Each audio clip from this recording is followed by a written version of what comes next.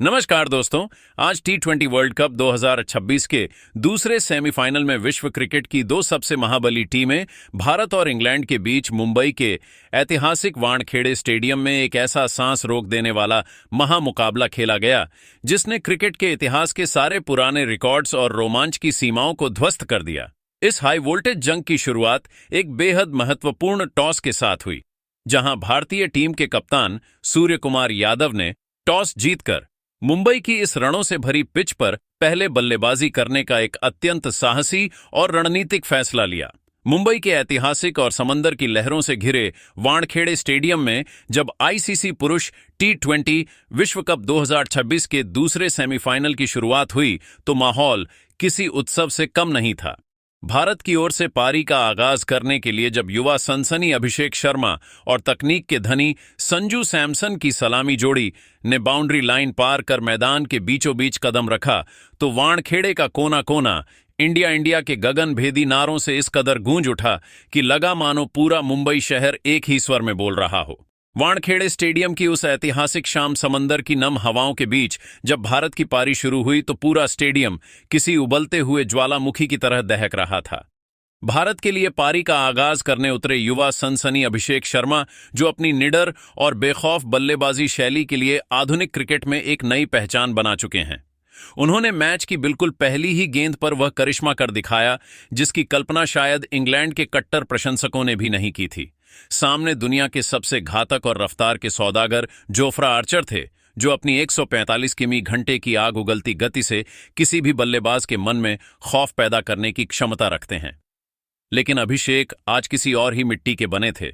उन्होंने आर्चर की उस तेज तर्रार पहली ही गेंद को कोई सम्मान देने के बजाय बड़ी ही फुर्ती से बैकफुट पर जाकर गेंद की लंबाई को भांपा और उसे एक्स्ट्रा कवर के ऊपर से एक शानदार, कड़क और झन्नाटेदार चौके के लिए भेज दिया। इस एक शॉट ने न केवल ईडन के स्टैंड्स को हिला दिया, बल्कि अपने खूंखार इरादे पूरी दुनिया और इंग्लिश खेमे के सामने स्पष्ट कर दिए कि आज भारतीय शेर किसी भी दबाव में झुकने वाला नहीं है। वहीं दूसरे छोर पर खड़े अनुभवी संजू सैमसन ने अपनी पारी की शुरुआत में गजब का धैर्य और संयम दिखाया। धैर्य उन्होंने शुरुआत की कुछ गेंदों को भांपने और पिच के मिजाज को समझने में थोड़ा समय लिया, जो एक बड़े मैच के खिलाड़ी की परिपक्वता को दर्शाता है। लेकिन जैसे ही इंग्लैंड के एक्सप्रेस गन मार्क वुड ने अपनी गति और आक्रामकता से संजू को डराने का प्रयास किया, वैसे ही संजू ने अपनी विश्वस्तरीय क्लास का ऐसा मुजाहरा पेश किया कि अंग्रेज कप्तान भी दंग रह गए। वुड ने एक तीखी और शरीर को निशाना बनाती हुई बाउंसर फेंकी, जिस पर संजू ने अपनी मखमली कलाइयों का ऐसा जादुई और कलात्मक इस्तेमाल किया कि गेंद हवा में तैरती हुई फाइन लेग की बाउंड्री के बाहर एक गगनचुंबी और विशाल के रूप में जा गिरी। संजू का वह पिकअप शॉट इतना सहज था कि ऐसा लगा मानो वे किसी नेट सत्र में बल्लेबाजी कर रहे हो। इन दोनों बल्लेबाजों की इस अद्भुत और विनाशकारी जुगलबंदी का ही यह सुखद नतीजा था कि पावर प्ले के शुरुआती 6 ओवरों के भीतर ही भारतीय टीम ने बिना किसी नुकसान के स्कोरबोर्ड पर 58 रन टांग दिए थे। वानखेड़े की बिजली जैसी तेज आउटफील्ड और इन दोनों के बेखौफ प्रहारों ने इंग्लैंड के गेंदबाजी आक्रमण की पूरी रणनीतियों को तहस नहस कर दिया। अंग्रेज गेंदबाज, जो मैच शुरू होने से पहले आत्मविश्वास से लबरेज थे, अब मैदान पर पूरी तरह हताश, दिशाहीन और लाचार नजर आने लगे थे।